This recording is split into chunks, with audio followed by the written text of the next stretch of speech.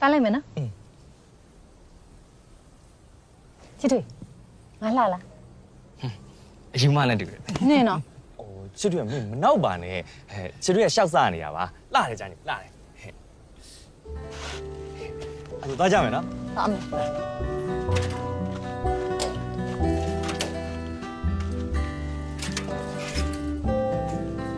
Let's go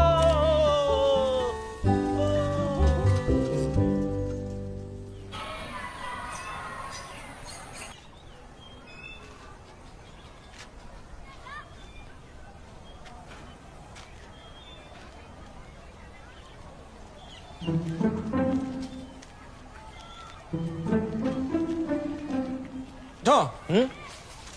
ချစ်တို့ အဆင်ပြေလား ပြည့်ပါတယ်ဘာဖြစ်လို့လဲ အေးမင်းအဆင်မပြေတာရှိရင်ပြောဖို့ငါ့ကိုဦးလေးကမှားထားတယ်ကွာ ဟောပြည့်တယ်ပြည့်တယ် ။呀，မင်းလည်းမလိုအပ်ရင်ငါတို့အတန်းကြီးဘက်ကိုမလားနဲ့ကွာနော် ဒါကငါ့အကိုတော်တယ်ကွာဒီနေ့မှကြောင်းဆက်တတ်တာမလို့ငါကလာနှုတ်ဆက်တာမင်းတို့လည်းအတန်းတူတူပဲဆိုတော့အထွန်းမသိရရှိရင်နည်းနည်းပြောပြပေးလိုက်ပါကွာ ။အေးပါကွာ။ဟာလေ။တန်းသားတစ်လေးကိုစောင့်ရှောက်လိုက်အောင်။ကဲတော့မယ်ကွာ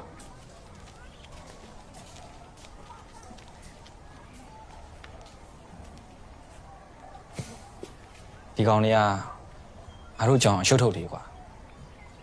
မင်းရဲ့နောက်ကျောမှာကျွန်တော်ယူပါဆိုတဲ့စာကိုကပ်ဖို့ချောင်းနေရနဲ့ငါမင်းလှမ်းခေါ်လိုက်တာ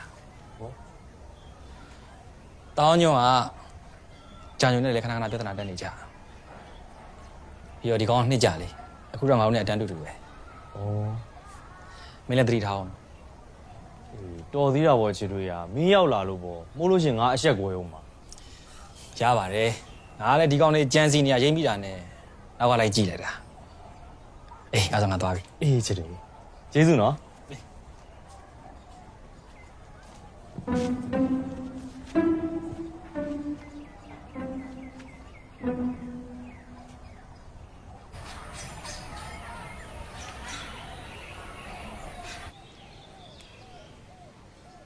ဟဲ့အဲ့တတင်းကလေဒီနေ့ရဲ့အပေါဆုံးတတင်းမျိုးစီလားဘုရားခံရမင်းကလေးလေအဲ့အကြောင်းပြောနေကြတာ ပြောမှာပေါ့ဟာကိုထွန်းကချောတာ ဟင်းအဲ့လောက်လည်းမဟုတ်ပါဘူးဟာចောင်းသားတင်မစိတ်ဝင်စားတာပါသူ့တက်ချောတယ်ဒီမှာအများကြီးပဲ ဟဲ့ကိုထွန်းလည်းချောပါတယ်နော်တကြောင်လုံးမှာကိုထွန်းကအချောဆုံးပဲဟွန်းကြည့်ပါလားဘယ်သူများလေကိုထွန်းထက်ချောတဲ့သူရှိလို့လား